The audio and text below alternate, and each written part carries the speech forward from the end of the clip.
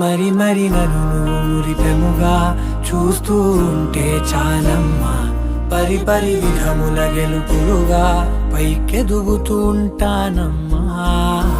అయినా సరే నాటికి ఉంటాను నీ పాపాయినై, నిన్నొదిలెంతగా ఎదగాలనుకోనే.